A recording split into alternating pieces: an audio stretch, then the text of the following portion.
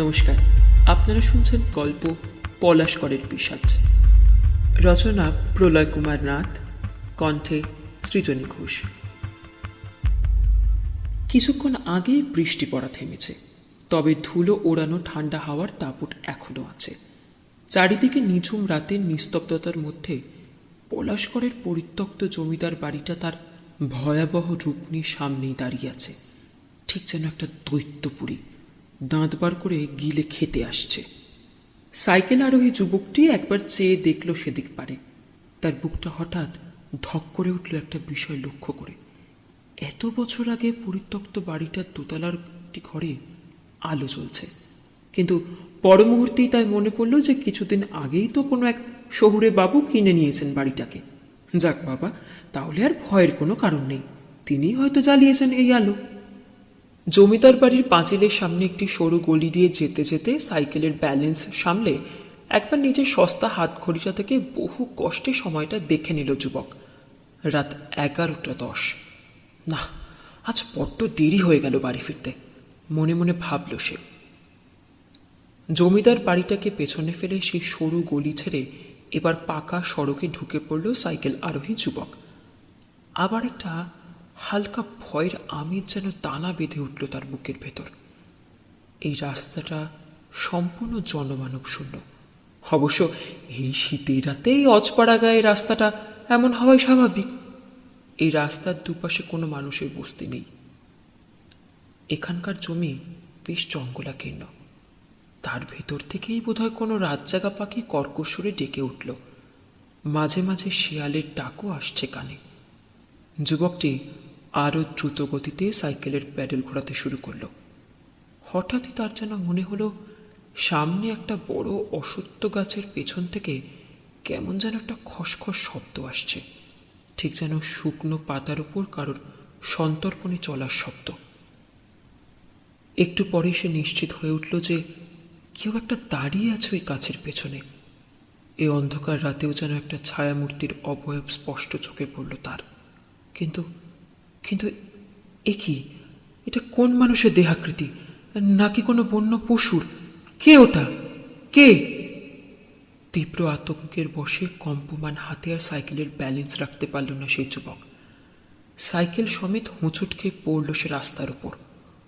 কোনো পশুর হিংস্র চাপা গর্জনের শব্দ এখন স্পষ্ট এলো তার কানে। সে রুদ্ধশ্বাসে সাইকেলটাকে দূরে সরিয়ে ফেলে, রাস্তার উপর কোনো মতে উঠে দাঁড়িয়ে ছুটতে লাগলো।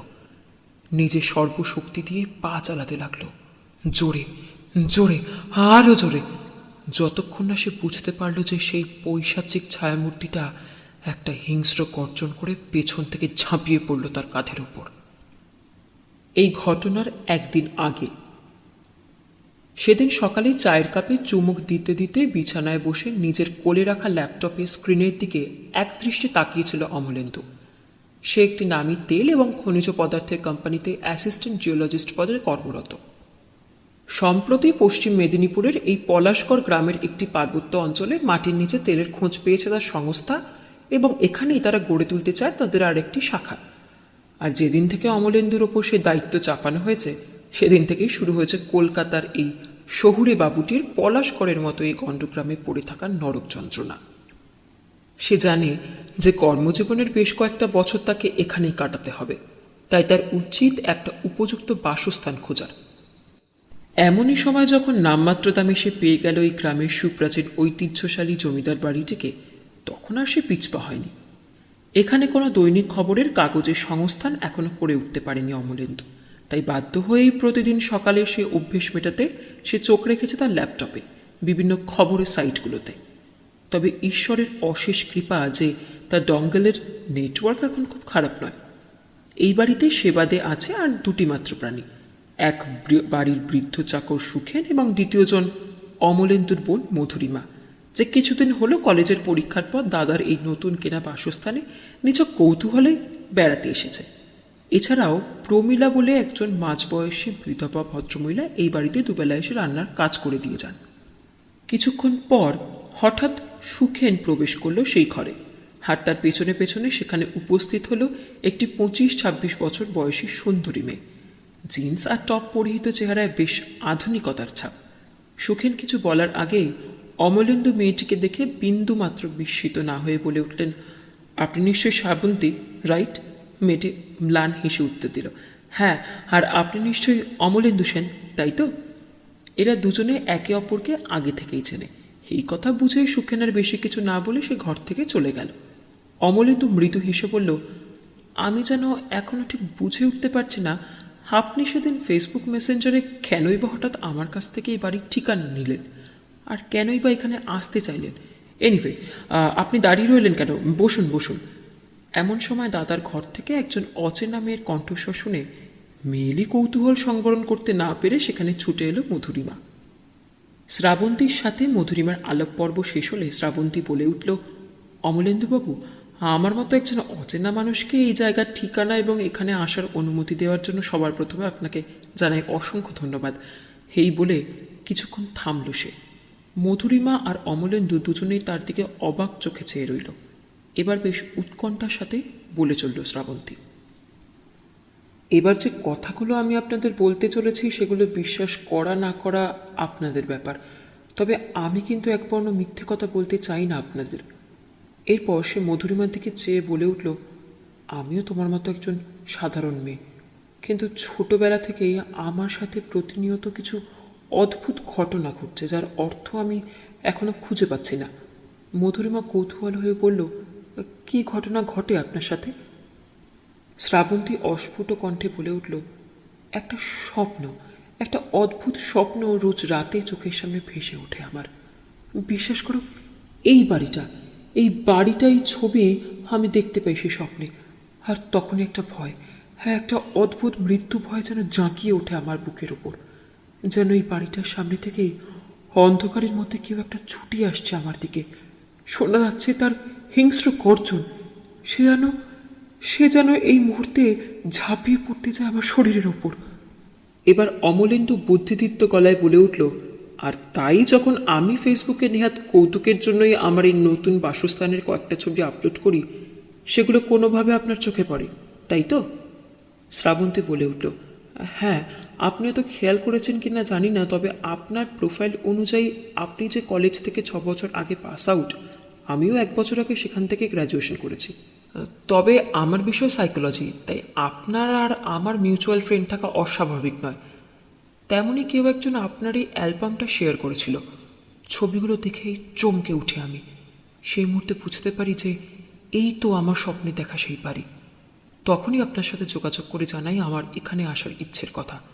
একটু থেমে বেশ অপ্রভিত স্বরে বলে উঠল শ্রাবন্তী, আপনাদের কাছ থেকে ব্যাস কয়েকদিনের সময় চেয়ে নিচ্ছি আমি। এই কদিনের মধ্যে এই বাড়িতে থেকে আমায় খুঁজে পেতে হবে আমার সেই দুঃস্বপ্নগুলোর উত্তর। ওরা দুজনে ফ্যাল ফ্যাল করে চেয়ে রইল শ্রাবন্তীর দিকে। বর্তমান সময়ে সেদিন সকালে তখন মধুরিমার ঘুম ভাঙেনি। চায়ের কাপ হাতে নিয়ে বাড়ির সামনে খোলা মাঠে সবুজ সতেজতাকে অনুভব করার জন্য সেখানেই দাঁড়িয়ে কথাবার্তা বলছিলেন অমলেন্দু আর শ্রাবন্তী। দূরের রাস্তা দিয়ে বাড়ির দিকে হেঁটে আসছিল প্রমীলা। হঠাৎ গ্রামের একটি অল্প বয়সী ছেলে ছুটে এলো তার কাছে। তারপর উত্তেজিত কণ্ঠে কি যেন একটা বলতে শুরু করলো। সেই কথা শোনা মাত্র একটা তীব্র আর্তচিৎকার করে উঠল প্রমীলা। তারপর পেছনে ফিরে উন্মাদের মতো ছুটতে শুরু করলো সে পথ ধরে। ব্যাপারটা অস্বাভাবিক লাগায় প্রমীলার নাম ধরে ডাকতে ডাকতে তার পেছন পেছন ছুটতে লাগলো অমলেন্দু আর শ্রাবন্তী। ওরা বাড়ির সামনে সেই সরু গলিটা ছাড়িয়ে সেই পাকা সড়কে প্রবেশ করল। সেখানে রাস্তার এক ধারে তখনও পড়ে রয়েছে একটি দুমড়ে যাওয়া সাইকেল। সেটাকে পাশ কাটিয়ে সেই গ্রাম্য ছেলেটির নির্দেশ অনুসারে প্রমীলা ঢুকে পড়ল পাশের জঙ্গলের ভেতর। অমলেন্দু আর শ্রাবন্তীও তাদের অনুসরণ করল। একটু ভেতরে যেতেই দেখা গেল বেশ কিছু গ্রামবাসীর একটা জটলা। সেই ভিড় ঠেলে সামনে এগিয়ে গিয়ে একবার চিৎকার করে অজ্ঞান হয়ে মাটিতে লুটিয়ে পড়ল প্রমীলা। অমলেন্দু আর শ্রাবন্তীও ভিড় ঠেলে এগিয়ে গেল সামনে। তারপর সেখানকার দৃশ্য দেখে একটা তীব্র চিৎকার করে শ্রাবন্তী অমলেন্দুকে জড়িয়ে ধরে, তার বুকে নিজের চোখ ঢাকল। অমলেন্দু বাকরুদ্ধ হয়ে গেল আতঙ্কে। ওদের সামনেই পড়ে আছে এক যুবকের ক্ষতবিক্ষত মৃতদেহ। তার শরীরের বেশিরভাগ অংশই যেন কেউ প্রবল আক্রোশে ছিঁড়ে ছিঁড়ে খেয়েছে। বেরিয়ে পড়েছে দেহের ভেতরে থাকা হাড় কঙ্কাল, জমাট বাঁধা রক্তে ভেসে যাচ্ছে সেখানকার মাটি। এমন সময় পাশ থেকে একজন বয়স্ক গ্রামবাসী কপাল চাপড়ে বলে উঠল, হায় ঈশ্বর, হতভাগীর ছেলেটাই ছিল তার একমাত্র সম্বল, আর তারও কিনা আজ এই অবস্থা হলো। অমলেন্দু কোনো মতে বলে উঠল, এটা প্রমীলাদির ছেলে। সেই বয়স্ক মানুষটি অস্ফুট কণ্ঠে বলে উঠল, হ্যাঁ বাবু, হ্যাঁ, গতকালও পাশের গায়ে গিয়েছিল কোনো এক বাড়িতে পুরোহিতের কাজ করতে। ওরা বামুন কিনা, তারপর আর রাত্রে বাড়ি ফেরেনি বাবু। ওই হতভাগীর ঘরের পাশেই আমার ঘর। সারা রাত ধরে ছেলের চিন্তায় ঘুমোতে পারেনি সে। সকালে বলল, খুড়ো আমি কাজে যাচ্ছি। ছেলেটা হয়তো কোনো কাজে আটকা পড়েছে, তাই কালকে ফিরতে পারেনি, আজকে ঠিক ফিরে আসবে। কথা শেষ করতে না পেরে ফুপিয়ে কেঁদে উঠল সেই লোকটি।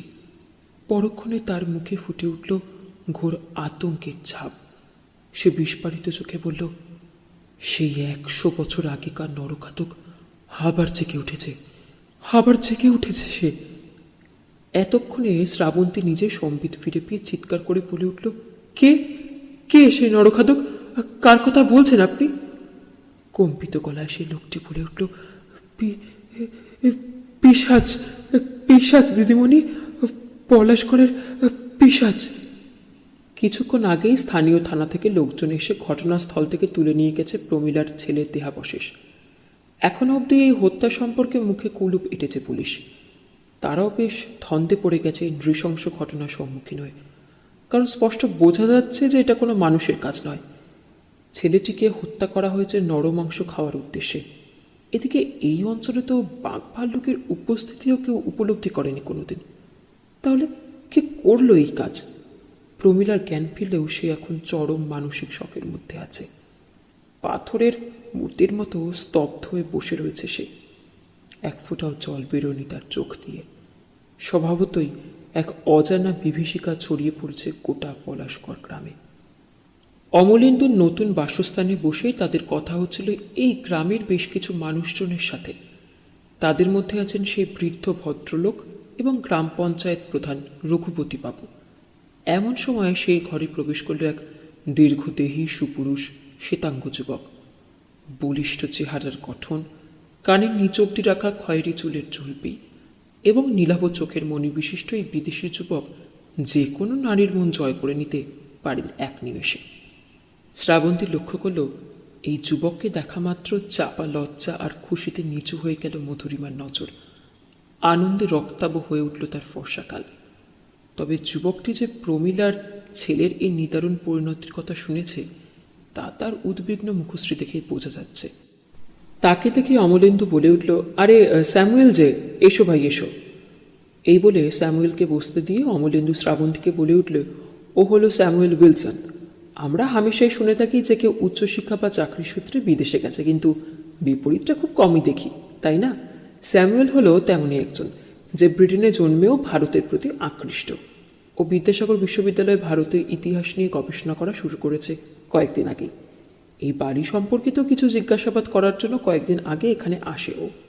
আর সেদিন থেকেই আমার আর বোনের সাথে ওর আলাপ, যদিও বা এই বাড়ি বা জমিদারের বংশ সম্বন্ধিত কোনো তথ্যই আমি ওকে দিতে পারিনি। শ্রাবন্তী কিছুক্ষণ মুগ্ধ দৃষ্টিতে চেয়ে রইল স্যামুয়েলের দিকে, কিন্তু পর মুহূর্তেই গত রাতে ঘটা সেই বিভীষিকাময় ঘটনার কথা ভেবে সে বয়স্ক ভদ্রলোককে জিজ্ঞেস করল, আপনি তখন বললেন যে 100 বছর আগেকার নরঘাতক জেগে উঠেছে, এই কথার মানে কি? সেই ভদ্রলোকের হয়ে রঘুপতিবাবু বললেন, এই গ্রামে আমার 7 পুরুষের বাস। আমি বলছি শুনুন, সেটা বোধ হয় 1920 সাল হবে। আমার ঠাকুরদার বয়স তখন 15 কি 16 বছর। তার মুখে শুনেছি সেই কথা। সেই সময়ও ঠিক একইভাবে এই গ্রামের বেশ কিছু গ্রামবাসী শিকার হয় এক অজানা নরঘাতকের। এই গ্রামের বিভিন্ন জায়গা থেকে পাওয়া যেত সেসব অসহায় মানুষগুলোর ক্ষত বিক্ষত আধখাওয়া মৃতদেহগুলো। এই কথা শুনে যেন একটা চাপা আতঙ্কের স্রোত বয়ে গেল শ্রাবন্তীর শিরদাঁড়া দিয়ে। রঘুপতিবাবু বলে চললেন, টানা 2-3 বছর ধরে চলেছিল এই হত্যালীলা। তবে একটা বিষয় সকলেই লক্ষ্য করেছিল যে প্রায় সবকটা মানুষকেই একইভাবে খুন করা হয় গতকালের মতো, শীতকালে রাত্রিগুলোতে। অন্যান্য সময় কিন্তু কখনোই কোনো মানুষের প্রতি হানা দেয়নি এই শয়তান। অমলেন্দু বেশ উত্তেজিত কণ্ঠে বলে উঠল, এই শয়তান বলতে আপনি ঠিক কার কথা বলতে চাইছেন রঘুপতিবাবু? কাঁপা কাঁপা কণ্ঠে বলে উঠল রঘুপতিবাবু, পিশাচ বাবু, পিশাচ। সেদিনের মতো আজও আবার এই গ্রামে পিশাচের নজর লেগেছে। গ্রামের একজন দুজন নাকি অন্ধকারে দেখতে পেয়েছিল তার ছায়া। সে না মানুষ না কোনো বন্য পশু, তবে অন্ধকারের মধ্যেও জল জল করে ওঠে তার দুই চোখে জমে থাকা নরমাংসের প্রতি লোভ। কিছুক্ষণ স্তব্ধ থাকার পর স্যামুয়েল ভাঙা ভাঙা ইংরেজিতে বলে উঠল, আপনি যে সময়টার কথা বলছেন সেটা আপনাদের দেশের স্বাধীনতার বেশ আগেকার কথা। সেই সময় নিশ্চয়ই এই গ্রাম, এই বাড়ি জমিদার বংশের শাসনের আওতায় ছিল। তারা কি কোনো চেষ্টা করেছিলেন এই ভয়ঙ্কর দুর্যোগের হাত থেকে গ্রামবাসীদের বাঁচাতে?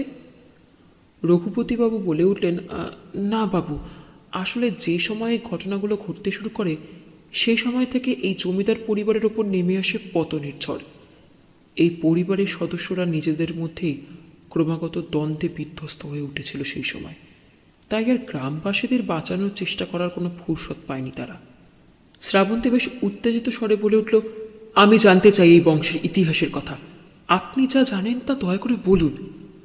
কিছুক্ষণ ভেবে নিয়ে বলতে লাগলেন রঘুপতিবাবু, সেই সময়ে এই বংশের প্রধান পুরুষ ছিলেন জমিদার চন্দ্রমোহন রায়। তার ছিল দুই ছেলে, রাজেন্দ্রমোহন এবং মৃগাঙ্কমোহন। ছোট ছেলে জন্মের পরই চন্দ্রমোহনের পত্নী বিয়োগ হয়। রাজেন্দ্র ছোটবেলা থেকেই পড়াশোনায় ভালো ছিলেন। তাকে আমেরিকার রুশো শহরে ডাক্তারি পড়তে পাঠান রাজেন্দ্রমোহন। ডাক্তারি পাশ করে তিনি এই দেশে ফিরে আসেন আমেরিকার এক মেম সাহেবকে বিয়ে করে। সেই বিদেশিনী মহিলার নাম ছিল এমিলি। নিতান্ত অখুশি হয়েও তাকে পুত্রবধূ হিসেবে মেনে নেন চন্দ্রমোহন। কিছুক্ষণ থেমে আবার বলতে শুরু করলেন তিনি, কিন্তু সমস্যা শুরু হয় চন্দ্রমোহনের মৃত্যুর পর, মৃগাঙ্ককে নিয়ে। ছোটবেলা থেকে পড়াশোনায় তিনি ছিলেন তার দাদার বিপরীত এবং এই দুই ভাইয়ের মধ্যে সুসম্পর্ক ছিল না। সেই সময় রাজেন্দ্রই ছিল দণ্ডমুণ্ডের কর্তা। আর এমনই একদিন পাশের গ্রামের এক আদিবাসী মেয়েকে নিজের স্ত্রী হিসেবে এই বাড়িতে নিয়ে এসে প্রবেশ করেন মৃগাঙ্ক। মেয়েটির নাম ছিল রমাবতী। এই সময় রাজেন্দ্র যেন ভুলে যান নিজের প্রেম কাহিনীর কথা। তিনি সম্পূর্ণরূপে রমাবতীকে এই বাড়ির বউ হিসেবে মেনে নিতে অস্বীকার করেন। দুই ভাইয়ের মধ্যে গাঢ় হয়ে ওঠে বিবাদ এবং তা ঘোরতর শত্রুতার রূপ নেয়। এক বৃষ্টি মুখরিত দিনে সকালবেলা এক গ্রামের পুকুরে ভেসে ওঠে রমাবতীর লাশ। নিজের প্রেমিকাকে হারিয়ে উন্মাদে পরিণত হয়ে ওঠে মৃগাঙ্ক। তার মনে স্থির বিশ্বাস জেগে ওঠে যে রমাবতীর মৃত্যুর পেছনে রাজেন্দ্রই দায়ী। শ্রাবন্তী অধৈর্য হয়ে বলে, তারপর তারপর কি হলো মৃগাঙ্কর? আবার নিজের মস্তিষ্কে জোর খাটিয়ে বলে উঠলেন রঘুপতিবাবু, তারপর হঠাৎ একটি রাতের পর থেকে নিখোঁজ হয়ে যান মৃগাঙ্ক। তার কি হয়েছিল তা কেউ জানে না, তবে লোকমুখে ফেরে যে তাকে নাকি গ্রামের জঙ্গলের শেষে নদীর ওপারে কোন এক বৈষ্ণব দেবের আখড়ায় দেখা গিয়েছিল একবার। যদিও বা এই বিষয়ে পরে আর তেমন কোনো খোঁজখবর নেয়নি কেউ। এরপর বোঝা যায় যে শরীরে জমিদারি রক্ত বইলেও বাবা হতে অপারগ রাজেন্দ্র। সেই শোকে দুঃখেই বোধহয় এক রাত্রে হৃদরোগে আক্রান্ত হয়ে মৃত্যু হয় তার। এরপর এমিলি সব কিছু ত্যাগ করে আমেরিকায় ফিরে যান। এখানেই শেষ হয়ে যায় এই বংশ। তাহলে বুঝতেই পারছেন যে এই পরিবারের সাথে ওই অজানা নরঘাতকের কোনো সম্পর্ক নেই। এবার সেখানে উপস্থিত সকলকে অবাক করে চিৎকার করে বলে ওঠে শ্রাবন্তী, সম্পর্ক আছে, সম্পর্ক আছে রঘুপতিবাবু, কারণ এই বাড়ির সামনে থেকে ছুটে আসা সেই নরপিশাচটার আবছা প্রতিচ্ছবি আমি এতদিন ধরে রোজ রাত্রে ঘুমের ঘোরে দেখে এসেছি। তাই যদি আমার স্বপ্নগুলোর কোনো অর্থ থেকে থাকে তাহলে এই বাড়ির সাথে নির্ঘাত কোনো সম্বন্ধ আছে এই বিভীষিকার, আর এটাই আমাকে খুঁজে বার করতে হবে, হবেই। এই কথা শুনে যেন সকলের মাথায় বিনা মেঘে বজ্রপাত হয়ে যায়। সেদিনও নিস্তব্ধ শীতের রাত্রে ঠান্ডা আমেজে ঘুমিয়েছিল গোটা পলাশগড় গ্রাম। আজ অমাবস্যা যেন কোনো অশরীরী আতঙ্কের কালো ছায়া ছেয়ে রয়েছে গোটা গ্রামের ওপর। গত রাত্রে ঘটা সে নির্মম হত্যাকাণ্ডের পর থেকে গ্রামের কোনো মানুষ আর ভুল করেও বাড়ির বাইরে নেই এই সময়।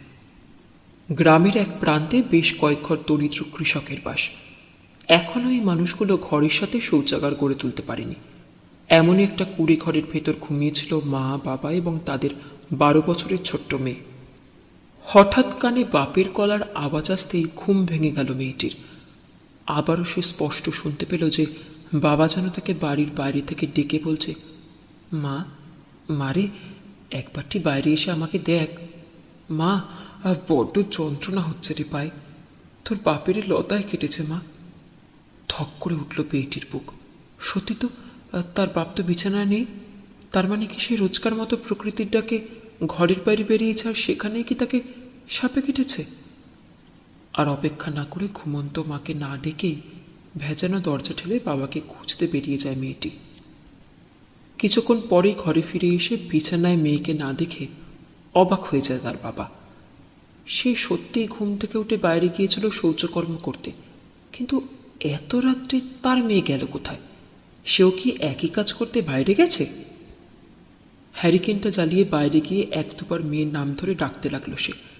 তার স্ত্রীও ঘুম থেকে উঠে পড়েছে এতক্ষণে।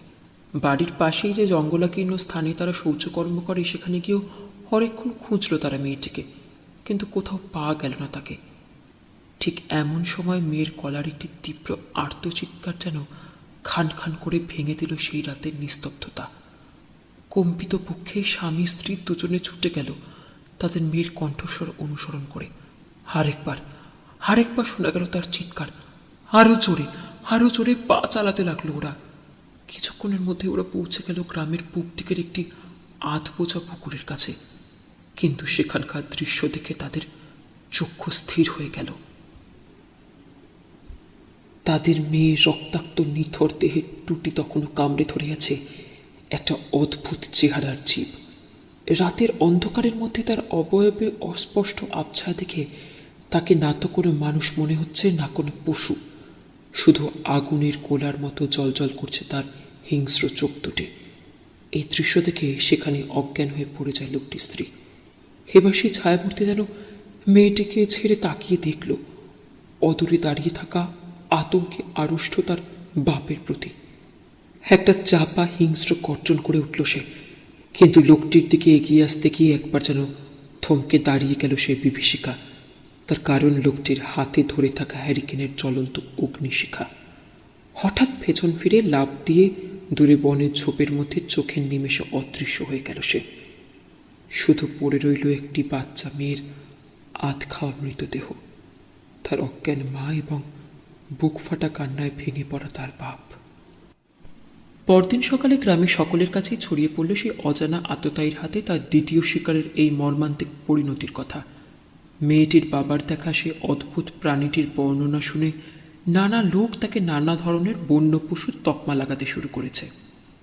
আগের বারের মতো এই দ্বিতীয় ঘটনাটার ক্ষেত্রেও অক্ষমতার আড়ালে মুখ লুকিয়েছে পুলিশ প্রশাসন। আতঙ্কের বশে এই গ্রাম ত্যাগ করে অন্যত্র বসবাস করার কথাও ভাবছে অনেক গ্রামবাসী। সেদিনকার মতো আজকেও বেশ উদ্বিগ্ন চিত্তে এই বাড়িতে উপস্থিত হয়েছে স্যামুয়েল। এমন সময় হঠাৎ কোথা থেকে হাঁপাতে হাঁপাতে ছুটে এলো এই বাড়ির চাকর সুখেন। সে অমলেন্দু, শ্রাবন্তীকে, স্যামুয়েল এবং মধুরিমাকে বলে উঠল, দাদাবাবুরা, দিদিমণিরা, এই দুটো মানুষের এমন অবস্থার জন্য যে দায়ী তাকে ধরে ফেলেছে গ্রামের লোক। তাকে দেখতে হলে চলুন আমার সাথে। ওরা বেশ অবাক হয়ে আর কোনো কথা না বাড়িয়ে ছুটে গেল সুখেনের নির্দেশ অনুসারে।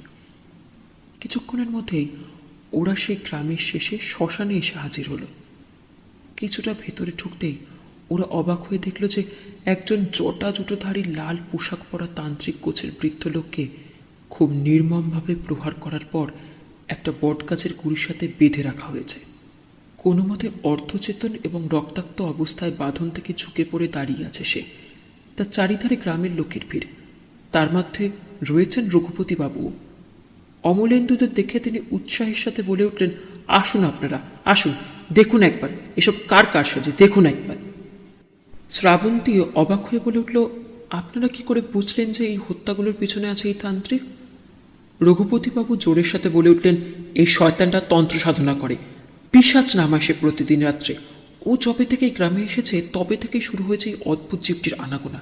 নিঃসন্দেহে এইসবের পেছনে ওরই হাত আছে।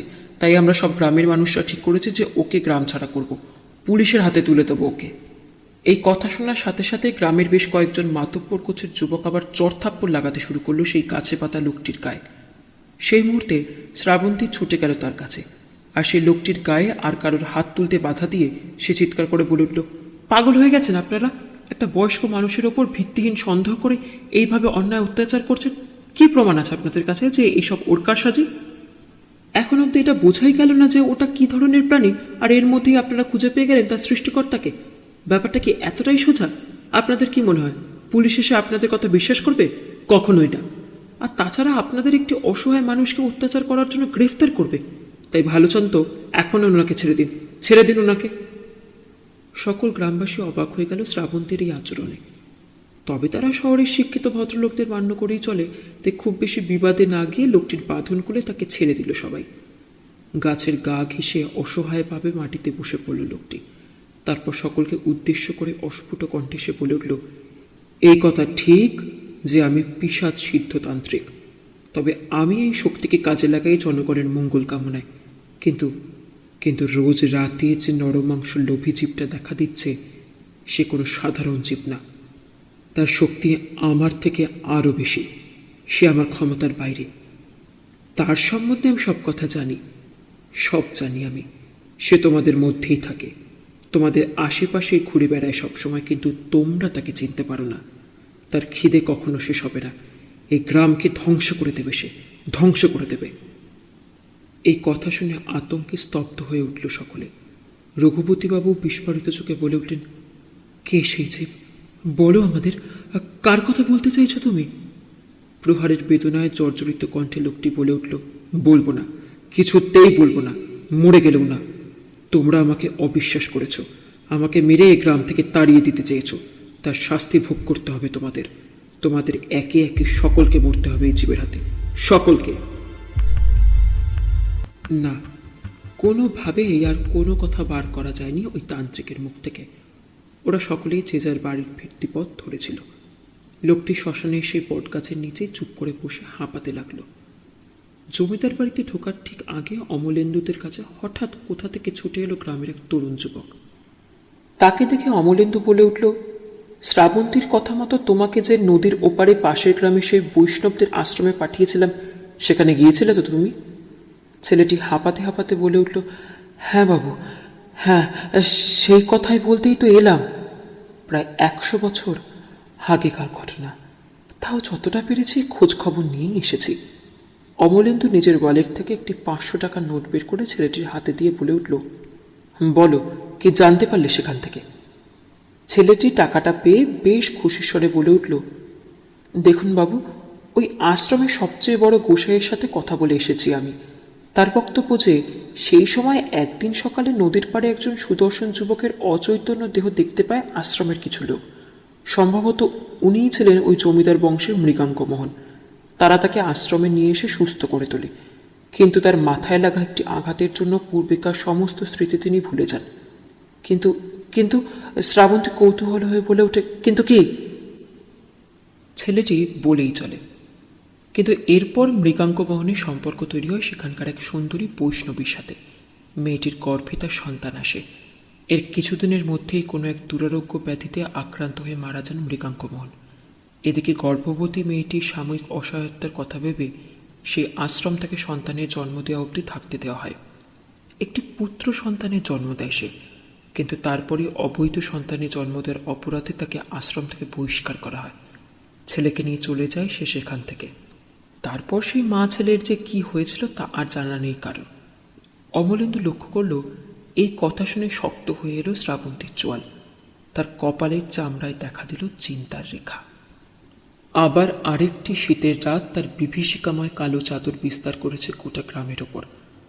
আবার সকলকে গুনতে হচ্ছে আতঙ্কের প্রহর। না জানি এবার গ্রামের কার পালা, কার শরীরে রক্ত মাংস মেটাবে এই নরপিশাচের জঠরের জ্বালা।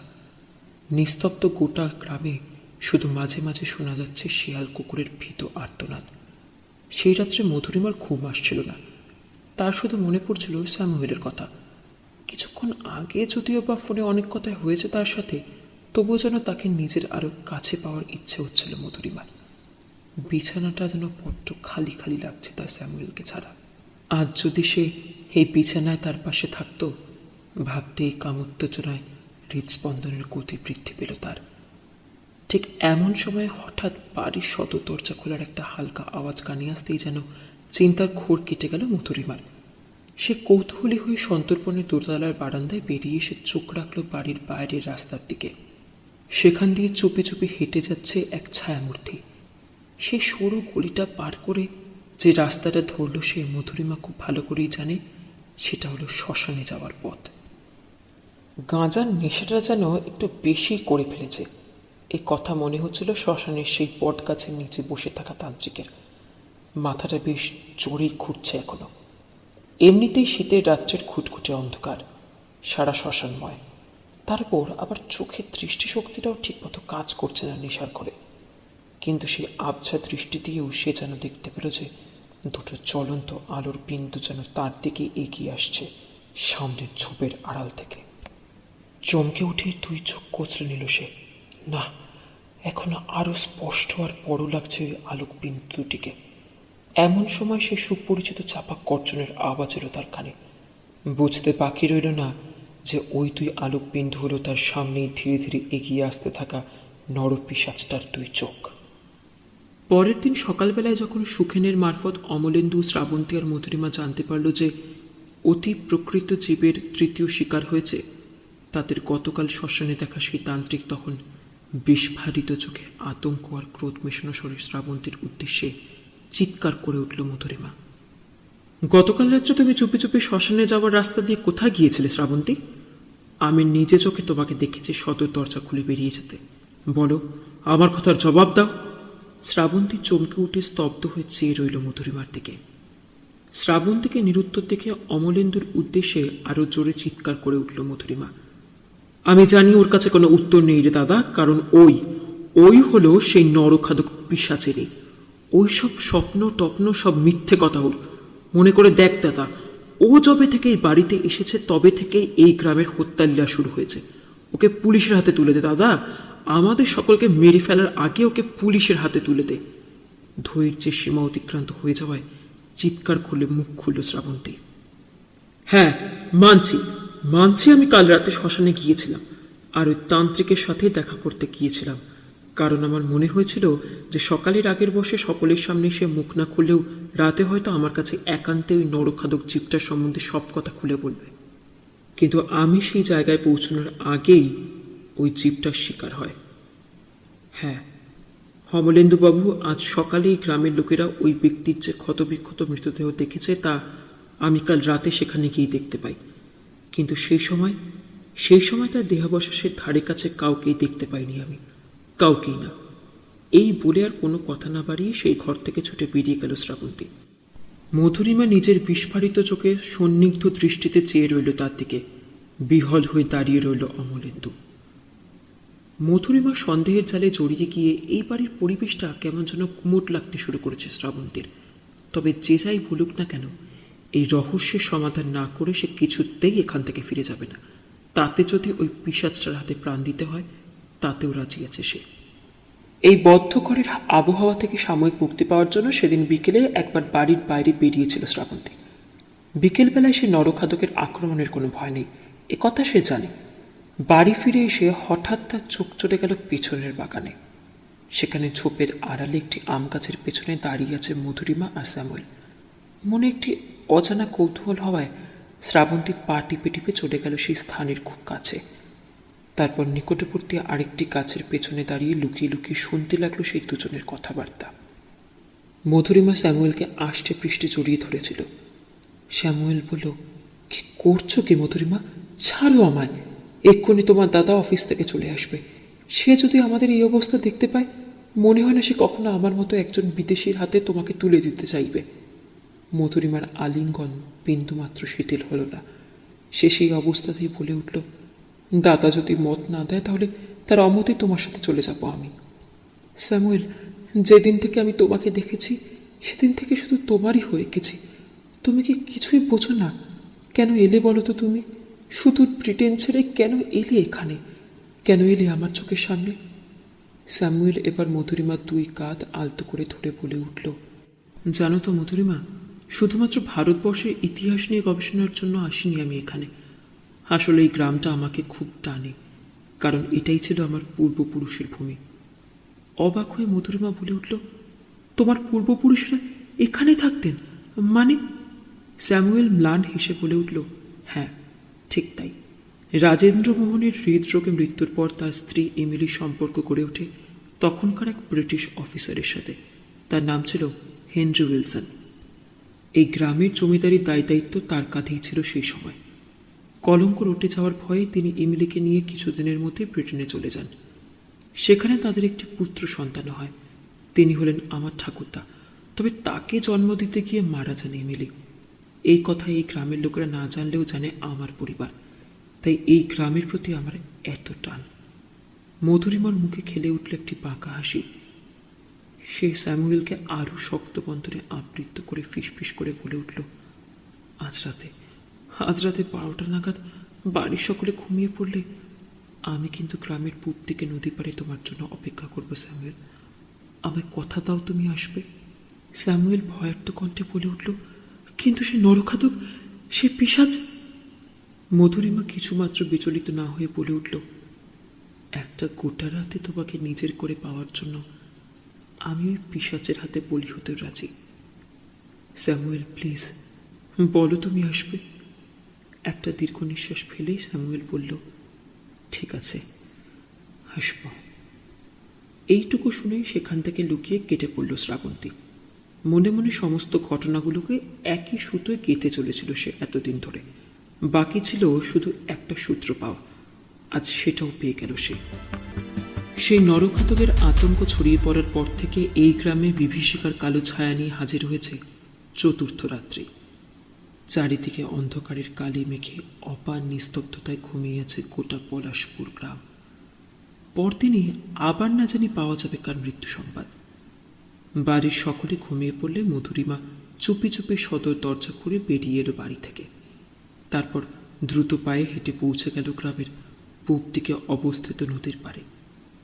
সেখানে এসেই খুশিতে ভরে উঠল তার বুক, কারণ সেখানে স্যামুয়েল তার জন্য আগে থেকে অপেক্ষা করছিল। মধুরিমা ছুটে গিয়ে জড়িয়ে ধরল স্যামুয়েলকে, কিন্তু সেই মুহূর্তেই তাকে অবাক করে এক ঝটকায় অনতি দূরে সরিয়ে দিল স্যামুয়েল। স্যামুয়েল হিংস্র স্বরে বলে উঠল, বড্ড ভুল করেছো আমাকে ভালোবেসে মধুরিমা, বড্ড বোকামির কাজ করে ফেলেছো তুমি। নিজের মৃত্যুকে নিজেই ডেকে এনেছো আজ রাতে।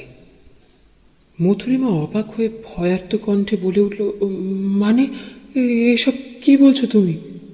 মধুরিমার দিকে ক্রূর দৃষ্টি নিক্ষেপ করে বলে উঠল স্যামুয়েল, মানে মানে এই গ্রামের সেই নরখাদক আর কেউ নয় মধুরিমা, আমি হলাম এই পলাশগড়ের পিশাচ। আতঙ্কে থরথর করে কাঁপতে থাকে মধুরিমা। সেই রাতের অন্ধকারে দেখল যে একটা চাপা গর্জন করে উঠল স্যামুয়েল। তার সমস্ত শরীরের আকৃতি যেন ধীরে ধীরে পরিবর্তন হতে শুরু করলো। ভাটার মতো জ্বলে উঠল তার দুই কোটরে ঢাকা চোখ। তার সুন্দর মুখশ্রী বদলে গিয়ে ধারণ করল এক হিংস্র শেয়াল এবং কুকুরের মুখাকৃতির সংমিশ্রণের রূপ। ঠোঁটের সামনে বেরিয়ে এলো দুটো তীক্ষ্ণ কুকুরদন্ত। ধীরে ধীরে আয়তনে বৃদ্ধি পেতে লাগলো তার শরীর। ছিঁড়ে যাওয়া জিন্স আর টি শার্টের ভেতর থেকে উন্মোচিত হলো একটা সুবৃহৎ দানবিক চেহারা, যার শরীরে মাংসপেশির নামমাত্র নেই, আছে শুধু হাড় পাঁজরের ওপর শুষ্ক চামড়ার আস্তরণ। যেন চোখের সামনে ভেসে উঠছে তার পেটের ভেতরে থাকা অঙ্গ প্রত্যঙ্গগুলো। একটা তীব্র আর্তচিৎকার করে দুপা পিছিয়ে এলো মধুরিমা। আবার একটা হিংস্র গর্জন করে তার উপর ঝাঁপিয়ে পড়তে গিয়েও হঠাৎ থমকে দাঁড়িয়ে পড়ল ওই দানব, কারণ মধুরিমার পেছনেই এখন জ্বলন্ত মশাল হাতে দাঁড়িয়েছে অমলেন্দু। আরেকবার ভয়ঙ্কর গর্জন করে পিছু ফিরে লাফিয়ে উঠে পলাতে গিয়েও আবার দাঁড়িয়ে পড়ল ওই নরপিশাচ, কারণ তার বিপরীত দিকেও একটি উজ্জ্বল রূপোর বল্লম হাতে দাঁড়িয়ে আছে শ্রাবন্তী। আর দেরি না করে নিজের শরীরের সমস্ত শক্তি দিয়ে সেই তীক্ষ্ণ বল্লমের ফলাটিকে এক ঝটকায় সে বিধিয়ে দিল হতবম্ব পিশাচটির বুকে, সোজা তার হৃৎপিণ্ডের ভেতর, ঠিক যেন মা দুর্গা ত্রিশূল হাতে বধ করলেন মহিষাসুরকে। রাতের নিস্তব্ধতাকে খান খান করে মৃত্যু যন্ত্রণায় চেঁচিয়ে উঠল এই পলাশকরের পিশাচ। ফিনকি দিয়ে রক্তক্ষরণ হতে লাগলো তার বুক থেকে। মাটিতে পড়ে গিয়ে কিছুক্ষণ ছটফট করে নিথর হয়ে গেল তার দেহ। আতঙ্কে মধুরিমা দুহাত দিয়ে তার দাদাকে বুকে জড়িয়ে ধরল। ক্লান্ত হয়ে মাটিতে বসে পড়ে শ্রাবন্তী দেখল যে আবার ধীরে ধীরে পরিবর্তিত হলো সে মৃত পিশাচটির দেহ। কিছুক্ষণের মধ্যে তাদের সামনে পড়ে রইল উলঙ্গ স্যামুয়েলের রক্তাক্ত মৃতদেহ। ওরা অবাক হয়ে দেখল যে আশেপাশে বনঝোপের ভেতর থেকে উকি দিচ্ছে সারি সারি জ্বলন্ত চোখজোড়া। শ্রাবন্তী বলে উঠল, স্যামুয়েলের রক্তের গন্ধে এখানে ছুটে এসেছে গ্রামের শিয়ালগুলো। ওরা ওদের খিদে মেটাক। এই লাশটাকে এখানেই ছেড়ে যেতে হবে আমাদের। কাল সকালে গ্রামবাসীরা জানবে যে স্যামুয়েলই হলো এই পিশাচের চতুর্থ এবং শেষ শিকার। নাহলে পুলিশ আমাদের সমস্ত কথা অবিশ্বাস করে স্যামুয়েলের খুনের দায়ে হাতে হাত করা লাগাবে আমাদের। এই বলে স্যামুয়েলের বুকে বিঁধে থাকা রূপোর বল্লমটা এক টানে বার করে নিল শ্রাবন্তী। তারপর ঠিক ফোল্ডিং ছাতার মতো সেটাকে ছোট করে ভরে নিল অদূরে পড়ে থাকা নিজের হ্যান্ডব্যাগে। সেদিন রাত্রে ঘুম এলো না কারোর চোখে। বাড়ি ফিরে হতবাক অমলেন্দু আর মধুরিমাকে বলতে শুরু করলো শ্রাবন্তী, আমি যা বলতে চলেছি তার মধ্যে কিছুটা আছে আমার আন্দাজ এবং বাকিটা ইতিহাস, বিজ্ঞান এবং অলৌকিকতা। যখনই আমি শুনি যে রাজেন্দ্রমোহন আমেরিকার রুশো শহর থেকে এমিলিকে বিবাহ করে এনেছিলেন, সন্দেহটা আমার তখনই হয়। এখনও আপনারা ইন্টারনেট ঘাটলে দেখতেই পাবেন যে সেই সময় অর্থাৎ 1920 সালের কাছাকাছি রুশো শহরের বেশ কিছু মানুষও এই একইভাবে কোনো নরপিশাচের হাতে মারা পড়ে। তাদের ধারণা যে প্রবল নিচু তাপমাত্রায় যখন সেখানকার জনগণের কাছে খাবার ফুরিয়ে যেত, তখন বাধ্য হয়ে কেউ কেউ হয়ে উঠত নরমাংসভোগী। আর ঠিক সেই সময় তাদের শরীরে প্রবেশ করত এক ভয়ানক অপদেবতা, যার নাম ওয়েন্ডিগো। এর ফলে তারা প্রতি শীতের রাতে এই ভয়ানক পৈশাচিক রূপ ধারণ করে মানুষ শিকার করতে বেরোত। এতে সাহায্য করত তাদের অন্যের স্বর নকল করার অদ্ভুত ক্ষমতা। একবার শরীরে এই অপদেবতা বাসা বাঁধলে হাতের সামনে অন্যান্য খাবার থাকলেও নরমাংসের খিদে যেন তাদের কখনো মিটত না। এরা ভয় পায় আগুনকে। এছাড়াও কোনো ওয়েন্ডিগো বা এই জাতীয় পিশাচকে মারতে গেলে লাগে রূপোর অস্ত্র, যা দিয়ে ছেদ করতে হয় তাদের হৃৎপিণ্ডকে। সেটা আমি আগে থেকেই আঁচ করে সঙ্গে করে নিয়ে এসেছিলাম ওই রূপোর ফোল্ডিং বল্লমটাকে। সেই সময় ওই শহরের মানুষদের বাঁচাতে ওয়েন্ডিগোদের চিহ্নিতকরণ করে এমনভাবেই হত্যা করেছিলেন ওয়েন্ডিগো হান্টাররা। যাই হোক, আমার বিশ্বাস ইমিলি ছিলেন এমন একজন ওয়েন্ডিগো। তাকে হয়তো চিনে ফেলেছিলেন ওয়েন্ডিগো হান্টাররা। তাই তিনি রাজেন্দ্রমোহনকে প্রেমের জালে জড়িয়ে তার সাথে চলে এলেন ভালুকদের এই পলাশ করে। এখানে এসেও বেশ কিছু বছর ধরে শীতের রাত্রিগুলোতে চালাতে লাগলেন এই হত্যালীলা। অপুত্রক রাজেন্দ্রমোহনের হৃদরোগে মৃত্যুর পর যতদিনে ইমিলি হেনরির সাথে ব্রিটেনে পাড়ি দিলেন, ততদিন ধরে চলতে থাকলো তার এই পৈশাচির কথা। এদিকে আদিবাসী হওয়ার ফলে রমাবতী হয়তো জানতেন কোনো গুপ্ত তন্ত্রবিদ্যা। তিনি হয়তো বুঝে গিয়েছিলেন এমিলির আসল রূপ। তাই একদিন তাকে হত্যা করে পুকুরে ভাসিয়ে দিলেন এমিলি। সময়টা বর্ষাকাল হওয়ায় তাকে শুধু হত্যা করলেন তিনি, কিন্তু তার মাংস ভক্ষণ করলেন না। মৃগাঙ্কমোহন ভাবলেন যে এটা তার দাদার কাজ। তিনি প্রেমিকার মৃত্যুর প্রতিশোধ নেওয়ার জন্য রাজেন্দ্রমোহনকে পৃথিবী থেকে সরিয়ে দেওয়ার পরিকল্পনা করলেন। কিন্তু এমিলি বোধহয় ততদিনে সত্যিই ভালোবেসে ফেলেছিলেন রাজেন্দ্রমোহনকে। তাই যে রাতে মৃগাঙ্কমোহন তার দাদাকে মারতে যাবেন, সেদিনই এমিলি তার পৈশাচিক রূপ ধারণ করে আক্রমণ করলেন তাকে। মৃগাঙ্ক প্রাণ ভয়ে ছুটে বেরিয়ে এলো জমিদার বাড়ি থেকে। তার পেছন পেছন মূর্তিমান বিভীষিকার মতো ছুটে আসতে লাগলেন এমিলি। কিন্তু দৈবক্রমে গ্রামের নদীতে ঝাঁপ দিয়ে প্রাণে বেঁচে গেলেন মৃগাঙ্ক। কিন্তু মাথায় চোট পেয়ে তিনি হারিয়ে ফেললেন স্মৃতিশক্তি। তারপরে সেই বৈষ্ণব আশ্রমে ঘটা ঘটনার কথা আপনারা জানেন। শুধু জানেন না এটাই যে মৃগাঙ্ক মোহনের সেই পুত্র সন্তান হলেন আমার ঠাকুরদা। হ্যাঁ, এই কথা আমাদের পরিবারে সকলেই জানে যে আমার ঠাকুরদার বাবা ছিলেন খুব ধনী কিন্তু নিঃসন্তান। একদিন এক অসহায় বৈষ্ণবী তাকে একটি পুত্র সন্তান দত্তক দিয়ে যান। তারপর আর তার কোনো খোঁজ খবর পাওয়া যায়নি। তবে আমার ঠাকুরদা যে সেই সন্তানই ছিলেন এই ব্যাপারে আমি নিশ্চিত হতে পারলাম তখনই, যখন মৃগাঙ্ক মোহনের এমিলি দ্বারা আক্রান্ত হওয়া সেই রাতে কয়েকটা দৃশ্য ভেসে আসতে থাকে আমার স্বপ্নের মধ্যে। পূর্বপুরুষের কিছু মর্মান্তিক অভিজ্ঞতার কথা পরবর্তী প্রজন্মগুলোর কারোর মনে জিনগতভাবে জেগে ওঠার এই ঘটনাকে বৈজ্ঞানিক ভাষায় বলা হয় এপিজেনেটিক ট্রান্সমিশন অফ ট্রান্সজেনারেশনাল ট্রমা। ঠিক একই রকমভাবে স্যামুয়েলও যেহেতু এমিলির বংশধর, তার মধ্যেও জেগে উঠতে শুরু করলো সেই ওয়েন্ডিগোর নরমাংসলোভী মনোভাব। সেও আবার এখানে এসে জাগিয়ে তুলল 100 বছর আগে এমিলির দ্বারা শুরু করা হত্যালীরা। কিন্তু আশ্চর্যজনকভাবে আমার বা স্যামুয়েলের আগের দুটো প্রজন্ম ছিল শুধুমাত্র এই ঘটনাগুলোর জেনেটিক বাহক। তাদের মধ্যে কিন্তু এক্সপ্রেসড হয়নি এই ক্যারেক্টারগুলো। রমাবতীর মতো তন্ত্রবিদ্যায় পারদর্শী হওয়ায় সেদিন ওই তান্ত্রিকও চিনে ফেলেছিল স্যামুয়েলের আসল রূপ। কিন্তু গ্রামবাসীদের প্রতি রাগের কারণে তিনি চাইলেন যে স্যামুয়েল আরও গ্রামের মানুষদের হত্যা করুক। হয়তো ভেবেছিল যে স্যামুয়েলের কথা সবার কাছে ফাঁস না করে দেওয়ার জন্য তাকে অন্তত মারবে না স্যামুয়েল। কিন্তু তার ভাবনাকে ভুল প্রমাণ করে স্যামুয়েল তাকেই বানালো তার তৃতীয় শিকার। এতে তার খিদে যেমন মিটল, তেমন পৃথিবী থেকে চিরতরে বিদায় নিল তার আসল রূপের এক চিহ্নিতকারী। আর বাকি দুটো মানুষকে মারার পেছনে ছিল শুধুমাত্র তার নরমাংসের খিদে মেটানোর উদ্দেশ্য। আর অমলেন্দুবাবু, আমার কথা মতো মশাল হাতে ওই নদীর পাড়ে গিয়ে আপনি আমাকে অনেকটাই সাহায্য করেছেন এই পিশাচকে মেরে আপনার বোনকে বাঁচাতে। এতটা কথা একসাথে বলার পর চুপ করে হাঁপাতে লাগলো শ্রাবন্তী। অমলেন্দু আর মধুরিমা এখনো বিহল চোখে তার দিকে চেয়ে স্তব্ধ হয়ে বসে রইল। এমন সময় পূব আকাশের ঈশান কোণে দেখা গেল উদীয়মান সূর্যের প্রথম আলোক রশ্মি। গল্পটি ভালো লেগে থাকলে শেয়ার করতে ভুলবেন না।